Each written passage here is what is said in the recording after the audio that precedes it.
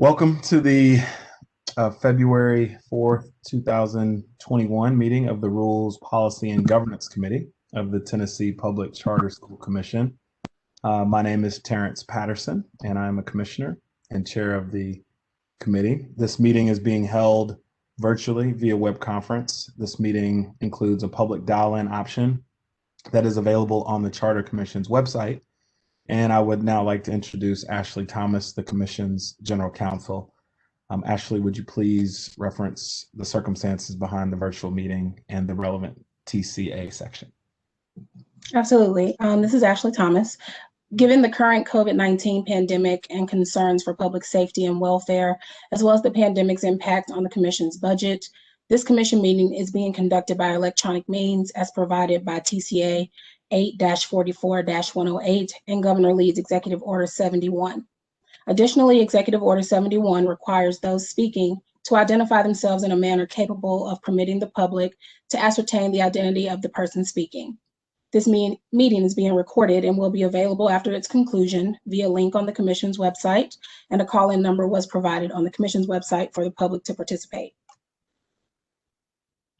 This is Terrence Patterson. Thank you, Ashley. And as a reminder, all votes of the Commission are conducted via taking a roll call vote. So please be sure to identify yourself prior to speaking, making a motion, or voting. Now we will move to taking a roll call of the commissioners. Chase, could you please take the roll? Chase Engel here. Commissioner Tucker? Here. Is present. Commissioner Levine? And Chairman Patterson? Here.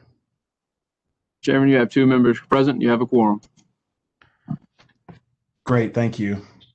This is Terrence Patterson. This is the first meeting of the Rules, Policy, and Governance Committee after a restructuring of the Charter Commission's committees by Commission Chair Grisham pursuant to the Commission Policy 1.2000.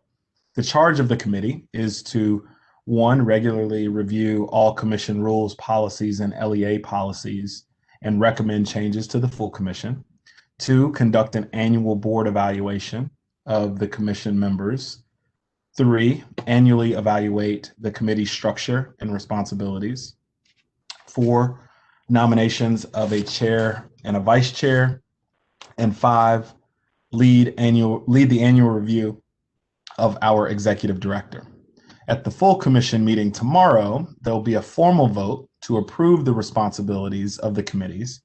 But first, Wendy, I guess, do you have any questions about the committee before we move forward?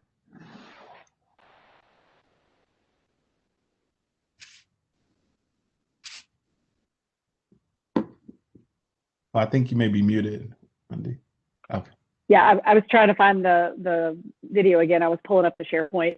No, I have no questions. Okay, great. Next, let's review the agenda. And today's agenda includes committee action on key policies. We will hear several LEA policies on first and final reading, and as well the Commission members' policy on final reading. We will conclude our meeting discussing the development of an annual review process and an annual evaluation process for our executive director. Wendy, any comment to make regarding the agenda, or are we ready to? This is Wendy Tucker. I just have one question. Are the first reading, are those all first and final, or are they first? Great clarification, Tess. Oh, go ahead. Yes, Commissioner Tucker, we are going to have a set of policies on first reading, and then we were going to have a set of policies on final reading. So you're voting on some things first, some things final, but there's nothing first and final. That was my question. I've read, because I had more notes. This is Wendy Tucker again. I had some notes on some thoughts about the ones that are on first reading. So I thought I heard first and final, and then final. I just was clarifying that. Great.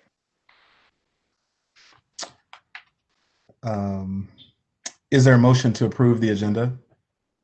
This is Wendy Tucker. I move to approve the agenda. And this is Terrence Patterson. I second. Is there any discussion? Hearing none, Chase, could you please take the roll call vote? This is Chase Engel. Commissioner Tucker Yes. votes Or aye. aye. Commissioner Levine and Chairman Patterson Yes, aye. votes aye. Mr. Chairman, you have 2 ayes. The agenda is approved. Great, thank you. We'll next move to the approval of our prior minutes. The minutes of the committee meeting held on December 7, 2020 have been provided. And these are the minutes of our previous incarnation. Does anyone have any edits to make regarding the prior minutes before we proceed? This is Wendy Tucker. I reviewed them. I do not have any edits, but I would move that we approve them. Okay, so moved. This is Terrence Patterson. I'll second. Is there any discussion? Hearing none. Chase, could you please take the roll call vote? Yes, sir. Commissioner Tucker Aye. votes aye. Commissioner Levine and Chairman Patterson Aye. votes aye. Chairman, there are 2 members voting aye. The agenda is approved. Great. We will now move to the final reading, the first item on our agenda, and it is the final reading of policy 1.100 concerning commission members. I'd like to ask Ashley to walk through the commission, or to walk us through this policy before we take a vote. Ashley. Absolutely. This is Ashley Thomas. This policy is being presented, as you stated, Chairman, on final reading for the committee's consideration. Policy 1.100 details the commission makeup and responsibilities. Between the first and final readings, there were no additional edits other than the previous edit that we talked about, being that the commission address was included in the disclosure forms that the members will complete annually. I didn't receive any additional edits. I didn't see anything else that needed to be changed. And so with a positive committee recommendation, my advice would be that this is ready for a final commission vote.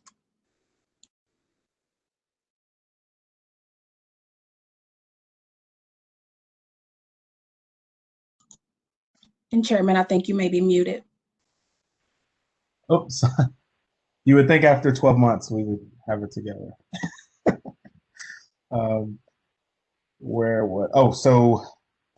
Thank you, Ashley. We're now ready for a vote on policy 1.100 concerning commission members. We have a motion to approve the changes to policy 1.1 on final reading and recommend adoption to the full commission. This is Wendy Tucker. I move that we approve the edits discussed and move for it to move forward to be, I'm using the wrong language, be considered by the full commission for adoption. This is Terrence Patterson, and second. Is there any discussion? Hearing none. Chase, could you please take the roll call vote? Yes, sir. This is Chase Engel. Commissioner Tucker Aye. votes aye. Commissioner Levine and Chairman Patterson Yes. votes aye. Chairman, 2 members voting aye. Policy 1.100 has been approved. Great, thank you. We will now move to the second item on our agenda, and this is Terrence Patterson. The second item on our agenda today are several LEA policies for this committee to consider. These items are up for approval on first reading today. These policies include fiscal management, support services, instructional support, personnel, and students. Ashley, will you please provide the committee with an overview of these policies? Absolutely. This is Ashley Thomas. There are a large number of policies, before the committee on first reading. I'm going to just present a basic high-level overview of those policies, and I'll begin with the 2000 series being fiscal management. 2100 requires each charter school to practice sound fiscal management. 2200 establishes each charter school budget as the legal basis for school funding. 2201 addresses line item transfers of a charter school budget. 2400 permits charter schools to receive funds from activities or events held at the school or in connection with other schools for those events, and that must be documented in accordance with policy. 2401 permits the designated financial officer or other designated person to accept gifts or donations of money, property, or securities on behalf of the charter school. 2402 permits the school leader or designated financial officer to invest excess funds in interest-bearing accounts. 2403 requires each charter school to develop a policy and procedure for the disposal of school property that may be sold, traded in, or exchanged. 2404 requires each charter school to develop a policy and procedure for overseeing the relationship between it and any school support organizations. 2500 requires each charter school to develop a policy and procedure for depositing school-level collected funds. 2600 requires each charter school member who receives funds to give a surety bond. 2700 requires each charter school to maintain an accounting system as prescribed by the commission. 2701 requires each charter school to maintain financial records as required by law. 2702 requires each charter school to maintain accurate inventory and equipment policies and procedures for all real and personal property. 2703 requires each charter school's governing board to complete an annual audit of the charter school. 2800 requires each charter school to establish a policy and procedure surrounding the expenditure of funds. 2801 allows charter schools to maintain a petty cash account if policy and procedure is developed. 2802 requires each charter school to establish a policy and procedure for paying employees. 2804 requires each charter school to establish a policy and procedure for expenses and reimbursements. 2805 requires each charter school to establish a policy and procedure for purchasing and procurement, ensuring competitive purchasing. And 2900 requires each charter school to establish a policy and procedure for managing student activity funds. I'll pause here, and I'm happy to answer any questions you have about this set of series or policies. I'm sorry. This is Terrence Patterson. Wendy, do you have any questions? Or This is Wendy Tucker. I don't have any questions or comments on this section. okay, nor do I. Thank you, Ashley. You can continue. Okay. I'll move on to the 3000 series, which addresses support services for first reading. 3201 requires each charter school to establish procedures to keep school facilities safe and free from hazards to the life and safety of children and faculty. 3202 requires each charter school to practice emergency safety drills. 3208 requires each charter school to establish an asbestos management plan for all buildings the school uses. 3212 addresses tests for lead in drinking water, depending on the age of the charter school's facility. 3218 requires each charter school to adopt a policy for service animals in the school's facilities. 3400 requires each charter school to provide transportation in accordance with the charter school agreement. And 3600 addresses group insurance for teachers, school leaders, and other employees. And I'll pause here and answer any questions you may have about the 3000 series. Okay, thanks. I do want to recognize Mr. Levine. I think he has joined us. I'm sorry, I've been on, but I wasn't in as a panelist. I can never figure this out. I'm sorry, Mr. Chairman. Oh, no, it's okay. I actually was left on mute and speaking for a while, so no worries at all.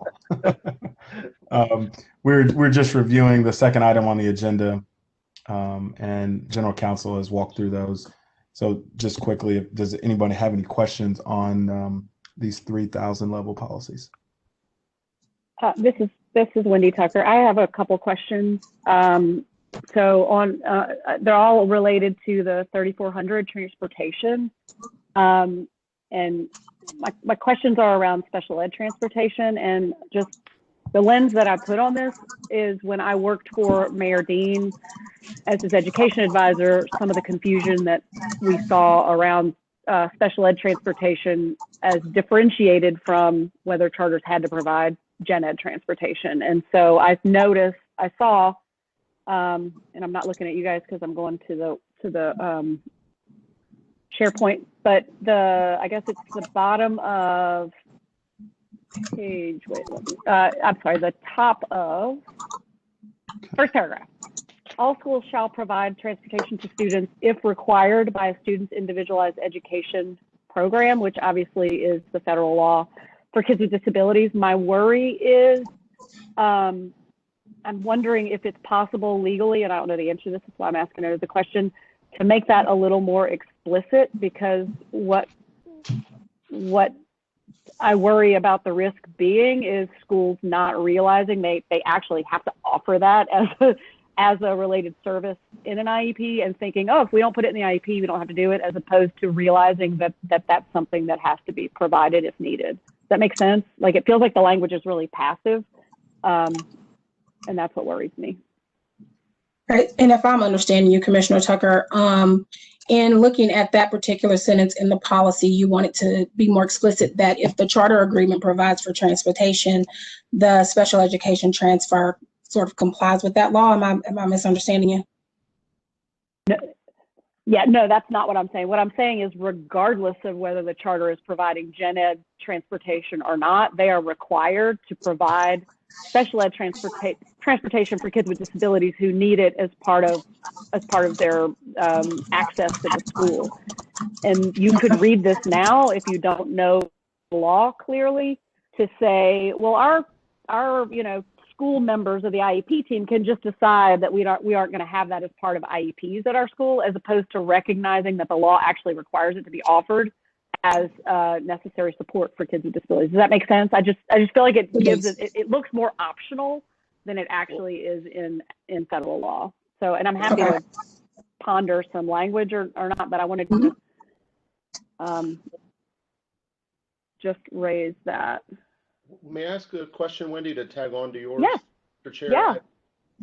I agree with what Wendy's saying. I mean, but I guess my question's more broad, because my guess is there's multiple areas where you can make the same assertion in different of these policies. Is there not some catch-all language that generally states, in addition to whatever the requirements are in any of these policies, they're always expected to meet the requirements of federal and state law?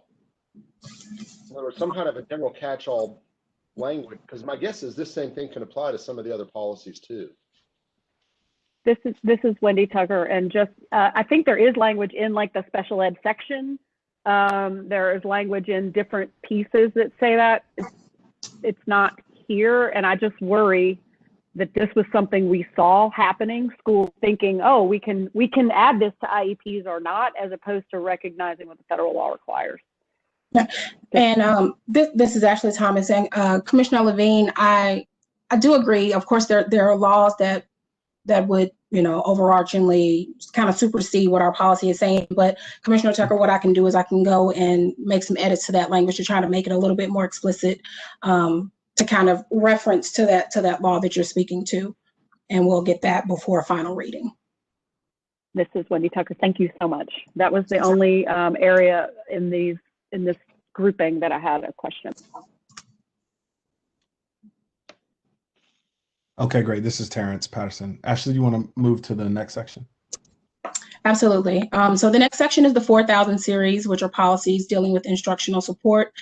4211 requires charter schools to establish procedures for governing administration of the school's work-based learning program. 4300 requires charter schools participating in interscholastic athletics to develop a policy of organization, conduct, and participation. 4400 requires charter school instructional materials to align with Tennessee academic standards. 4406 requires charter schools to adopt policy and procedures to promote internet safety and appropriate use of technology. 4502 requires charter schools and the commission to create a welcoming environment for parents and families and implement policies that encourage participation. 4603 requires charter schools to establish policies surrounding student promotion and retention. 4605 states that charter schools must require students to meet or exceed all graduation requirements. 4701 requires the director of schools to designate a district testing coordinator to monitor and maintain security at all state mandated tests administered by charter schools. 4802 requires a policy for the provision of equal student access for charter schools that provide a limited public forum for student speakers. And 4804 requires charter schools social studies containing religious content to be presented in a factual, objective, and respectful manner. And I'll pause here for any questions you have regarding this series. This is Terrence Patterson. Any questions from commissioners? This is Wendy Tucker. I don't have any questions. I just wanted to say I'm so happy to see that parent involvement section. I think that is just a really critical thing to really emphasize and elevate. And I love like the language that's used, and so bravo for putting that in. Great, thank you. This is Terrence Patterson. And I'll just note, and maybe Tess, you can affirm this, but all of these sections and the language are based on sort of best practice conversation with what's been happening throughout the state, and then also working with NACSA, I presume, to ensure that we are still focused on sort of our North Star, which is being best in class. Thank you, Commissioner Patterson. This is Tess Stovall. Yes, so the basis of these policies is that we're looking at what did the state board have implemented, what did districts across the state say on these policies, because again, these LEA policies are going to look similar depending on where you are in the state based on the requirements. But I think what's going to be unique about all of these policies is that we always look at a lens of how does this apply to a unique district that is authorizing charter schools. And so really maximizing autonomy where we can, but also putting in place where are those minimum requirements, as Commissioner Tucker was referring to regarding the previous conversation, where there's just very black and white, there is no autonomy available. So that's always how we're looking at these policies. Great, thank you. Any other questions or comments regarding the 4,000 section? Okay, great. Ashley, you can move to the next. This is Ashley Thomas. The next policy is from the 5,000 series, which addresses personnel. We just have one policy in this series on first reading. That's 5107, which requires charter schools to develop a procedure to ensure that terminated employees no longer have access to student records and files. If there are any questions on that particular policy, I'll try to answer them now. Mr. Chair? This is Yes, go ahead. Mine's just a suggestion on the title. Perhaps the policy should be called Protection of Student Privacy Upon Employee Separation. Because employee separation is a pretty broad title, whereas the policy really is about protecting student privacy upon employee separation. Just to be more specific about what the policy actually is. This is Terrence. That's a great suggestion. Thank you for that comment, Mr. Levine. And this is Ashley Thomas. I'll defer to the committee's, decision on the title of that particular policy. If that's what the commission would like, I'll make that change.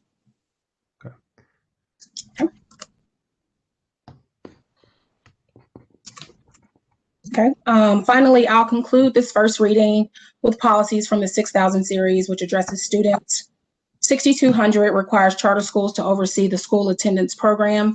6203 requires each charter school to ensure proof of student immunization prior to entering school or participating in interscholastic athletics. 6206 requires charter schools to adopt a policy to provide for open enrollment. 6209 establishes that the commission assumes no restrictions regarding a non-custodial parent's right to be kept informed of a student's progress and activities.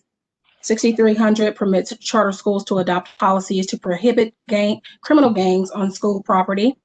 6303 establishes the school's officials' duties to report crimes to the appropriate authorities and student information systems. 6304 requires each charter school to adopt a policy regarding bullying, cyberbullying, intimidation, discrimination, harassment, hazing, or other victimization of students based on actual or perceived traits or characteristics. 6304.01 addresses Title IX compliance and sexual harassment prohibition. 6307 requires each charter school to have a written policy for handling drug and alcohol problems that may arise in schools. 6309 requires each charter school to adopt a zero tolerance policy in accordance with state law to ensure the safety and security of all students. 6313 requires each charter school to adopt a student discipline or code of conduct policy. 6316 sets forth the differences of suspension, expulsion, and remand for purposes of student discipline. 6317 requires charter schools who seek to impose suspension longer than 10 days to remand a student in grades 7 to 12 to an alternative school for the suspension period. 6400 requires charter schools to adopt a policy to address student wellness and primary health concerns. 6403 sets forth standards for charter schools educating a student living with a communicable disease. 6404 sets forth standards for charter schools educating a student living with HIV or AIDS. 6409 requires charter schools to post toll-free numbers operated by the Department of Children's Services for reports of child abuse or neglect, and it also sets forth standards for reporting on such abuse or neglect. 6413 requires charter schools participating in organized athletic activities to adopt a policy of guidelines to inform and educate coaches, youth athletes, and other adults involved in youth athletics about the nature, risk, and symptoms of concussion and head injury. 6500 addresses restraint and isolation for students receiving special education services. 6503 requires charter schools to ensure that any homeless student has equal access to free and appropriate education. 6504 requires charter schools to develop written procedures to provide migrant students with eligible services. 6505 sets forth standards regarding application and enrollment of students in foster care. 6600 requires charter schools to maintain a cumulative record of each enrolled student. 6910 requires each charter school to be responsible for handling media relations and publicity of the charter school. 6920 requires a parent, guardian, or legal custodian to report a student's delinquency for the offenses listed to the charter school. And 6921 requires charter schools to comply with state and federal laws and rules regarding educating incarcerated students. That's the final series that I have prepared for first reading, and I'll answer any questions regarding those at this time. This is Commissioner Patterson. Just wanted to open it up to commissioners if there were any questions regarding the section. Whew. It's exhausting, all these policies. Our counsel and Tess have done a great job. Yes, they have. This is a long list. This is Wendy Tucker. I do have a few questions, of course. Sure. No, go ahead. Go ahead. Go ahead. So first, 6206, admissions and enrollment. And this may be, I know this is in other places, but I'm wondering if we need in this section, it talks about all eligible students. I wonder if we need in this section the prohibition against discriminating against students on the basis of, and then the, like, you know, obviously disability is where my head is, but disability, ethnicity, race, all of the prohibitions against, basically that it's a public school and all students are allowed to enroll. And I'm making that note now. Okay, great. And I don't know that, again, maybe we don't need this isn't me like dictating, I'm just saying that's one of the places where I felt like there was a little bit of a gap. And then in the discipline stuff, 6313 and again 6316, it is, I'm going to preface this by saying for my fellow commission members who may or may not be aware of this, suspension, expulsion, calls to police, restraint, seclusion are disproportionately performed on students with disabilities. Students with disabilities in traditional schools, charter schools, a little bit more in charters overall on average, but in both, are suspended, for example, out of school suspension more than twice as much as their non-disabled peers. Restraint and seclusion, the numbers are even crazier. And so that's where my head is on this. There is definitely language in here. I think on 6313 on page 3, you have language. I'm trying to find it now. Here it is. Wendy, this is Terrence. Yeah, just Can you reference the section? Thanks. I'm sorry, it was 6313 is the one I was. Okay. And then I believe I'm scrolling, which is going to prove my point here. Page 3, sub-bullet 8 does say that they have to give an explanation. Wait, no, that's not what I'm. But my point is, I feel like there needs to be an emphasis somewhere. It doesn't have to be the lead, but there needs to be an emphasis on the fact that this discipline for students with disabilities is very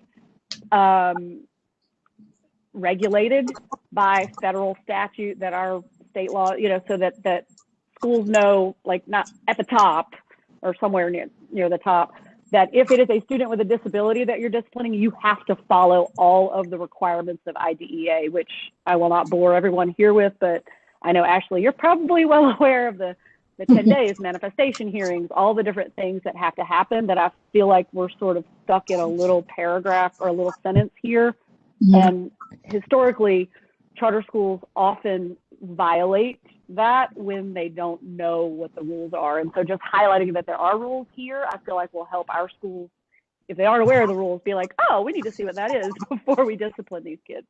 So that was on 6313, and then I believe also 6316, I had the same, just sort of, if we could look at it, a lens of making sure that it's clear that there are rules you have to follow related to kids with disabilities for suspension.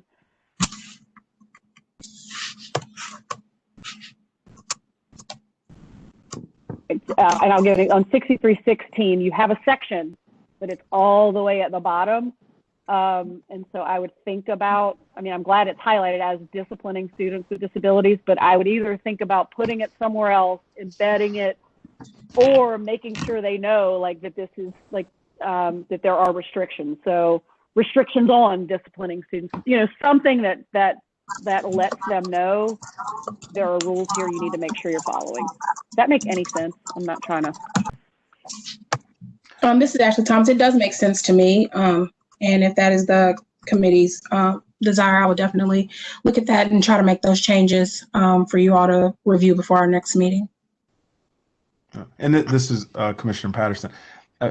I guess, Wendy, what I'm trying to think through, what would be the specific change? Are you suggesting maybe changing the title and potentially moving this section up in the subsection, for example, on this 6316? 6316, sorry, this is Wendy Tucker. I'm trying to say my name every time I talk. On 6316, I think either of those would work. Like, okay. I just want it to be clear. I don't think you have to move it up and say restrictions on. I just want it to telegraph to the reader, hey, there are a bunch of rules, because what we're seeing, like what you see is when folks are unaware of those rules, they violate them. And that's where the suspensions, expulsions for kids with disabilities are just off the charts because they're not following those rules. Does that make sense? Yeah. Okay, that makes sense. And I asked that follow up to make sure that our general counsel has clear guidance in terms of what it is, or if it's just a comment. So. Yeah, and then the only other one I had a comment on, and this is less of a request than more of a legal question, on 6500 restraint and isolation. I believe that what that is, the requirements on that are just tracking our current state statute that has those limitations, right? And so this is Ashley Thomas. Yes, that's correct. Okay, I saw you. This is Wendy. I saw you nodding, and then I was like, "Oh, people won't hear that." So I wanted to pause for a second. Okay, so question is, and I'm not asking that we do this now. It's actually more of a question for another day, maybe. Could we, if we chose to, as a commission, make those requirements stronger? Are we? Well, we couldn't make them weaker because those are the baseline state law. But could we, if we wanted to, say, and I'm not saying that we need to do this or that it's, but say, for example, no physical or no chemical restraints allowed, like go farther than the state law does as a policy that we would adopt as a commission, or does the law prohibit us from doing that? This is Ashley Thomas. I've taken that note, and I'll do some research and try to see where the commission's authority lies with that question.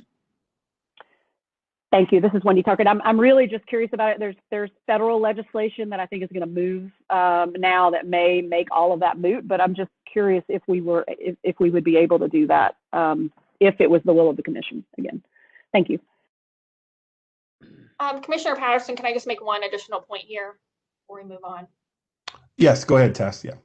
I think what I wanted to point out particularly about this policy is that this is actually a relatively new policy that the state board adopted in the last year, because as a part of monitoring by the Department of Education, which happens annually, the feedback was the district needed a restraint and isolation policy. So I just make this point to say that you as a committee may see future LEA policies that, based on changes in state law, but also monitoring requirements, that we have to create a policy. And so this is just an example of one of those policies.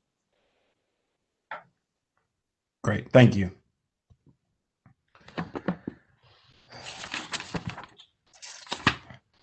This is Commissioner Patterson. So I believe, Ashley, you have gone through all of the policies that we were to review on first reading, correct?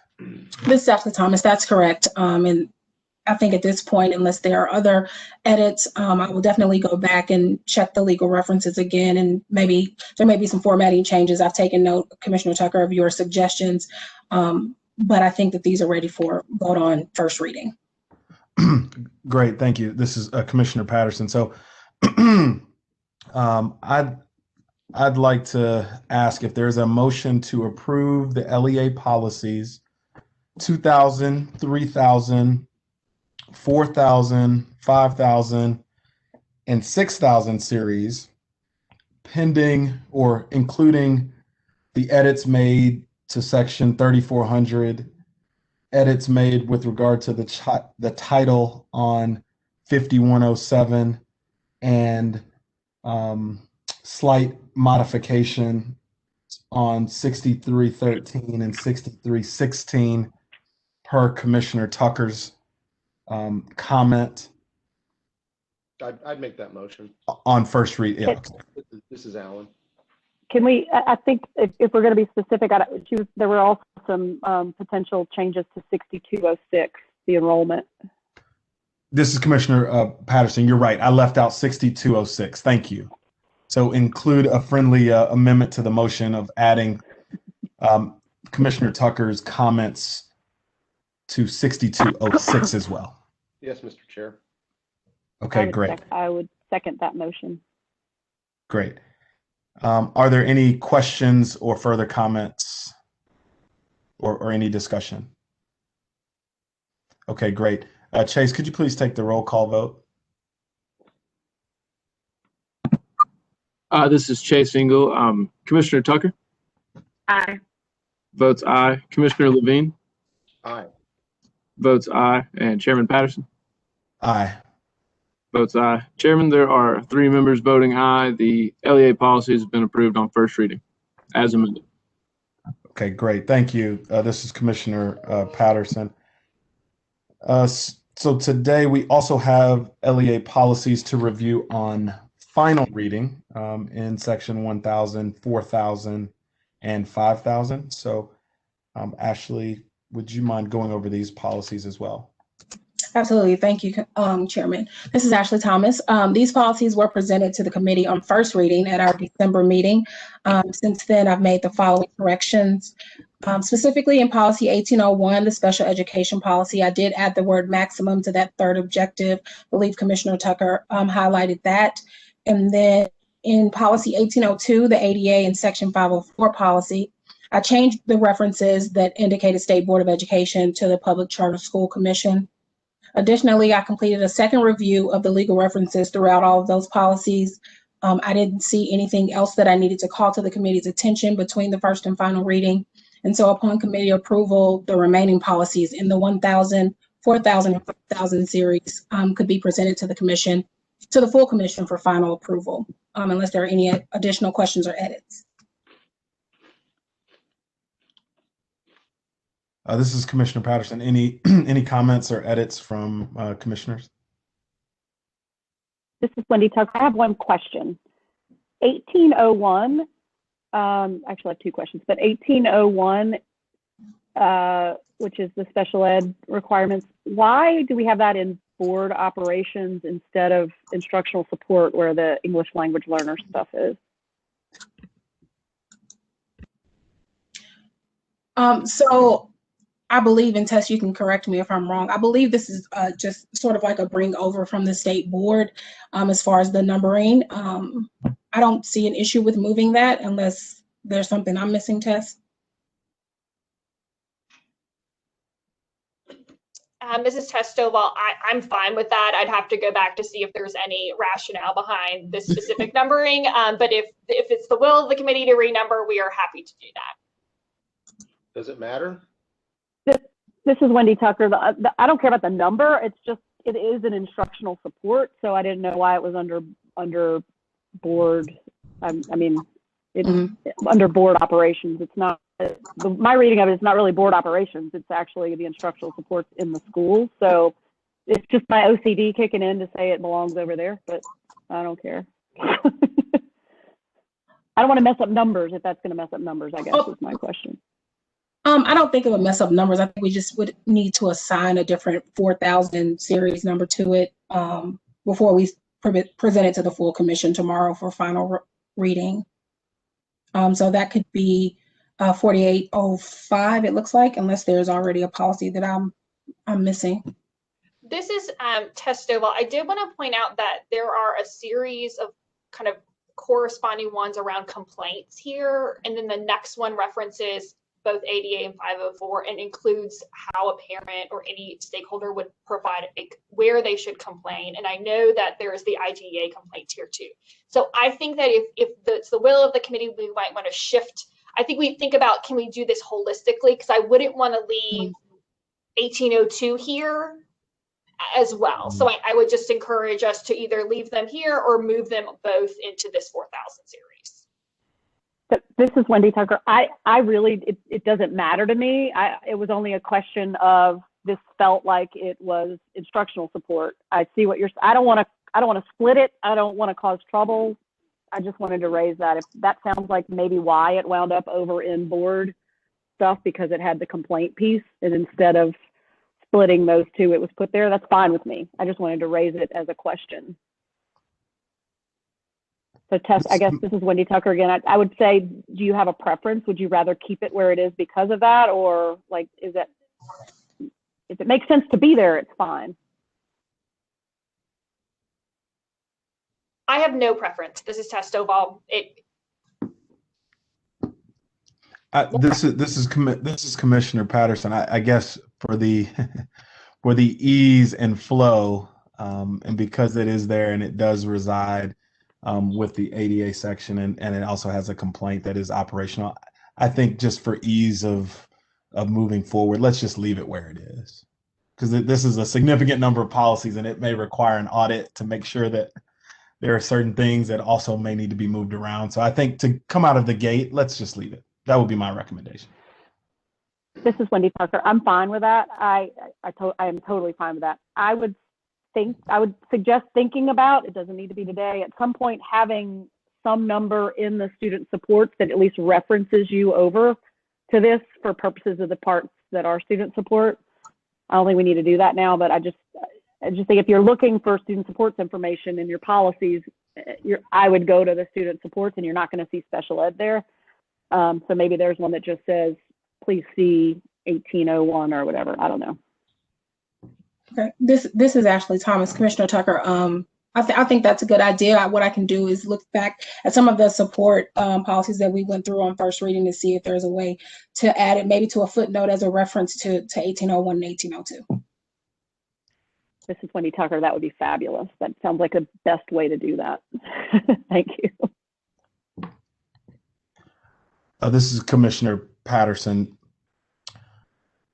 Okay, so I think that may be our solution then, is to add a footnote that is referencing to section 1801, and that would be incorporated in the instructional support section. And Ashley, is that something that we could get done and we could still move forward and present this to the full commission tomorrow? Yes. So the policy that I'm thinking of changing is something that we've gone over on first reading. So I'll add that as a note to correct before our final reading at our next meeting. But would this is Commissioner Patterson, but would it delay moving this policy forward on final? It would not. Okay. No. Okay. Okay, great. Okay, thank you.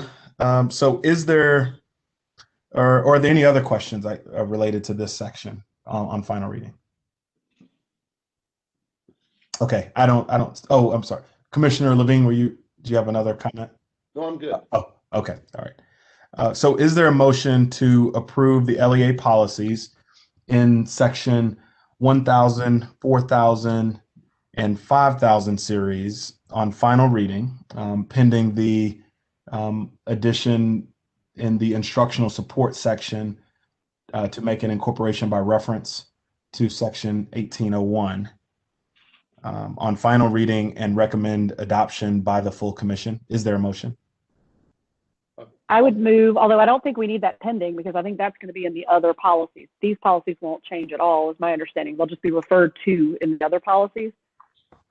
You're So right. I would move that we approve these. That is okay. I'll make sure I got that.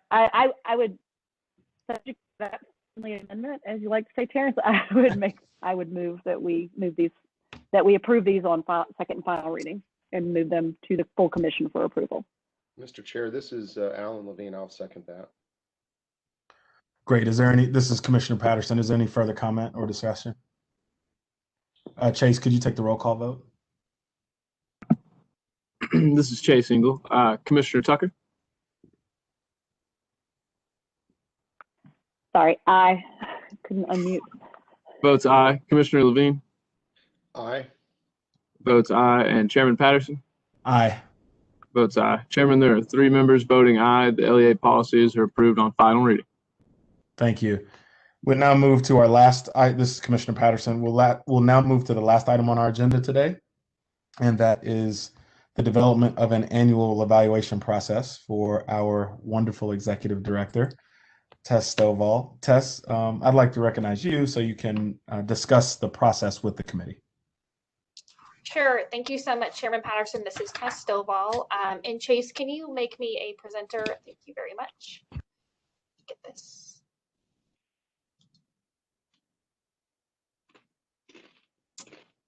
Great. So what I wanted to talk about today was the new charge of this reconstituted committee to develop the annual evaluation process for the role of executive director.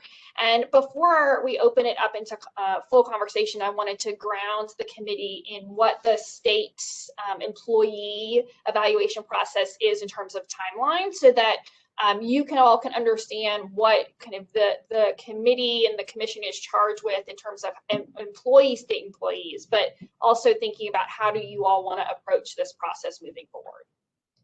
So all state employees have the following requirements as it relates to an annual evaluation. There are 2 interim reviews that are due April 15th and June 30th.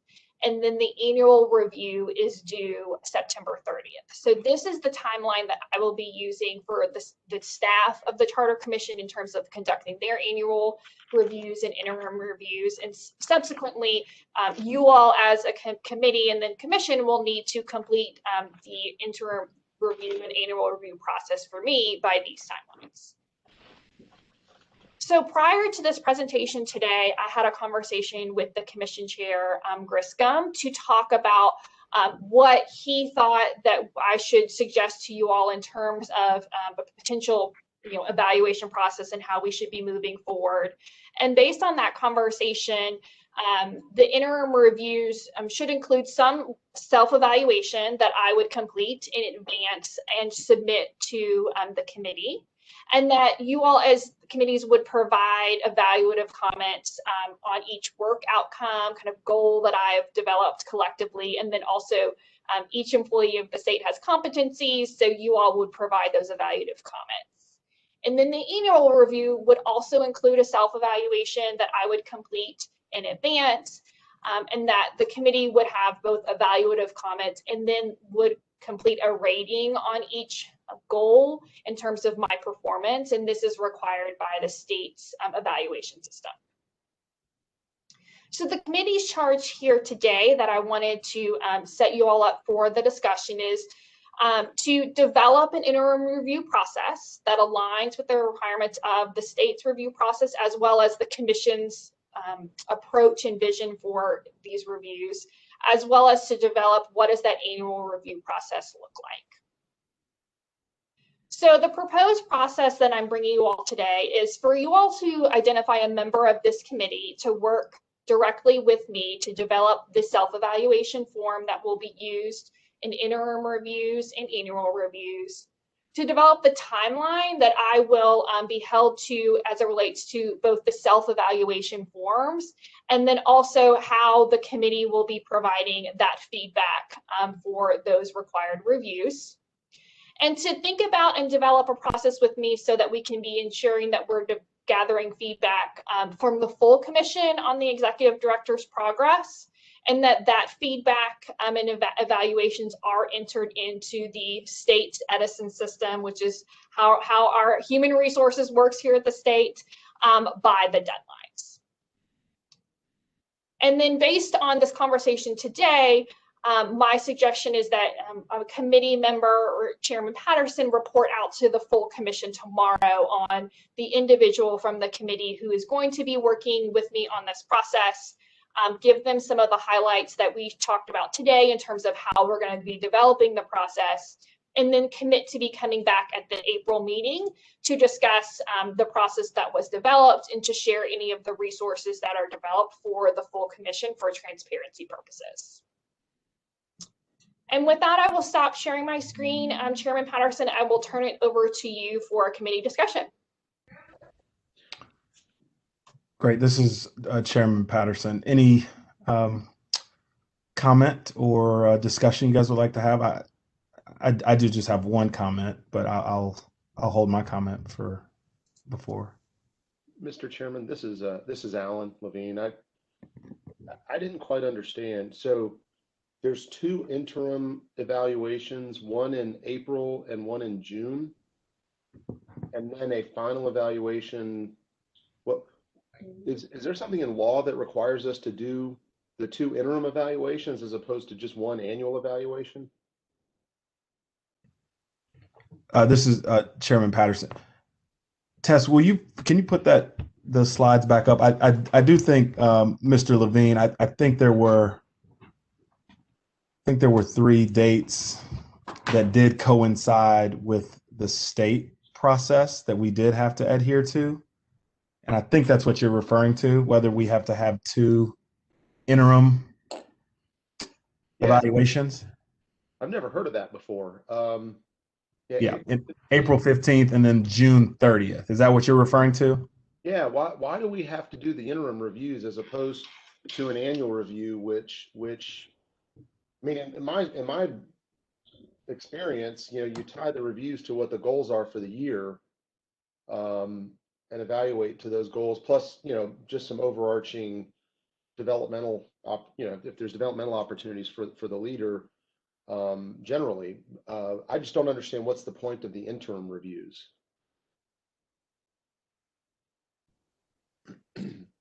This is Chair Patterson. Tess, could you just give us, I guess, some color around the state, if it's a state requirement or if it's a recommendation in terms of the annual evaluation process?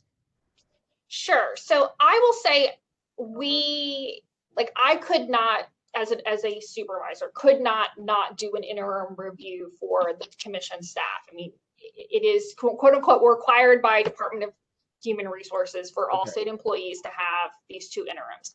But I think, to Commissioner Levine's point, one thing that you all may want to suggest, and this may be something that you all can discuss tomorrow, is I'm wondering does the commission chair, in his role as kind of being the point person that I'm communicating with through our check-ins on a weekly basis, does the commission chair actually just do my interim reviews from this is a part of the state's process, we need to check, to a certain extent, check the box, be providing interim feedback, but this committee is really the one that's looking at the annual review process, such that you all can take a much longer kind of view back to my work over the entire year, if that might be a proposed solution to this question. I guess the reason I'm raising, I kind of like that. I'm sorry, Mr. Chair, may I respond to that? Oh, sure. Go ahead. Tess, I kind of like that idea. I mean, because it looks like, from April, we do an interim review, then 2 months later, we're doing another review, and then 2 months later, we're doing another one. And it just, to me, seems like a bit overkill. Now, again, I'm not questioning why the state does that. That's obviously the state's prerogative to require that for state employees. But I like your approach of maybe you doing a self-review based on what the goals are and what your overall developmental objectives are for the year, so that you can start that dialogue with the chair. And then we focus our efforts on your annual review, which frankly is, to me, the more important one, because it ties to the goals of the commission overall and to your larger developmental opportunities. And so others may have a different opinion on this. I feel like I want to be doing reviews every 2 months for the last quarter of the year. Yeah, this is Commissioner Patterson. I guess, Wendy, from your experience on the state board, do you recall? I saw that experience. Do you recall how they handled it there, or maybe even Tess? Do you recall what the process was like, just based on you guys' state board experience? This is Wendy Tucker. I do not recall doing interim reviews as a board. I am guessing that our chair did Sarah's interim. I'm guessing what Tess is suggesting. I'm also confused by why they're all chunked together like that. In my mind, an interim review has value. It's like, where are you on track for your goals? But if it's like 2 months and then 3 months and then you have 7 months, it doesn't make a lot of sense to me. But nobody asked me when they develop state policy. So, well, since Tom's not here, I would recommend that we do it the way Tess talked about. That Tess does an interim in line with the state requirements, and she discusses that with the chair of the board. And then we focus on the annual review that we would bring to the board. This is Wendy Tucker. Is this something we're proposing to the full commission, and then the commission has to make that decision anyway? We're not like, we don't dictate, right? We don't get to decide this. We just decide what we recommend to the full commission. Am I understanding that right? Yeah, I think so. Yeah, this is Commissioner Patterson. Yeah, that's my understanding as well. Tess, can you just confirm that is correct? We are going to make a recommendation to the commission tomorrow on how we would proceed. This is Tessa Law. I think that is correct. I think you all, being kind of the committee that's discussing this, I would also say, Wendy, from my understanding, that the chair of the State Board of Education does the interim reviews and then collects in a manner for the executive director's annual review feedback from the entire board and board members as a part of that annual review process. So based on my understanding, this proposal would align with how the State Board of Education handles their review process. Yeah, that's how. I didn't know about the interim part but yeah, we definitely gave the feedback, to knowing we were giving feedback feeding into the annual review. Okay. This is Commissioner Patterson. So, Mr. Levine, I think that sounds great. So, and sounds like, Wendy, you're in favor of that as well, in terms of allowing Tom to handle the interim pieces, and then we'll work through the year end. And my only comment was just making sure we added, and once we just who's going to work with Tess, but we just add some type of stakeholder component so that we can get feedback on the annual evaluation from obviously constituents, i.e. charters, and then even partners at the legislative level that we worked with, just so that we have a sort of a 360 perspective on the work that we're doing and the work you're doing, Tess. So that would be my comment. And I guess this is Wendy. Oops, sorry, I was going to say I wholeheartedly agree with that. Yeah. Great. And so then the fun question is, who's going to do it? Bueller. Are you pointing at me, Alan? Yeah, absolutely. You can see I've gone away with the formalities. No more Mr. Levine. This is Wendy, who is happy to volunteer to do anything, but I'm more happy to point out that Alan is an expert in this stuff. So. That just ricocheted, didn't it? Alan, you didn't tell me you were an expert. Mr. Chair, I'll do anything you want, and if it's helpful to the committee and the board, I'll sacrifice for you. You know what? I'm going to take you up on that. Oh, God. All right. Happy to It should be noted, Alan, that I was ready to say yes. I know you were, but there'll be plenty of opportunity, Mr. Chair. That's right. That's right. Okay, so I think we've got our answer there. Alan will be doing he'll take the lead from this committee with respect to your annual review test. And I think that is it. I guess at the full commission tomorrow, I'll provide the update regarding what we've decided in terms of next steps to develop the annual review process, and then also our recommendation to allow the chairman to handle the interim pieces. Okay. Well, thank you all for your attendance and participation at the meeting of the Rules, Policy, and Governance Committee of the Tennessee Public Charter Commission. At this time, I would like to leave the floor open and ask if there are any final comments or thoughts from commissioners or staff. Yeah, this is Alan Levine, and I said this before, I really do commend the staff on the work that it took to get those policies done. That had to be an extraordinary amount of time and effort. So great job, really. Well, and a well-run meeting too, at least for the part that I actually could participate in. This is Commissioner Patterson. Thank you, Alan, for your comment. This is Commissioner Tucker. I agree with what he said. And I will add that the beginning of the meeting was also quite smooth, although apparently Alan couldn't get in. So there's the bumpy parts. But also Ashley and Tess and Chase, all of the work. We talked when we were doing the interviews about, Tess, how you were building the plane before we even flew it. And this just shows like the benefit of having your perspective on this as we build the commission out, but it's still a lot of work for everybody, and we really appreciate it.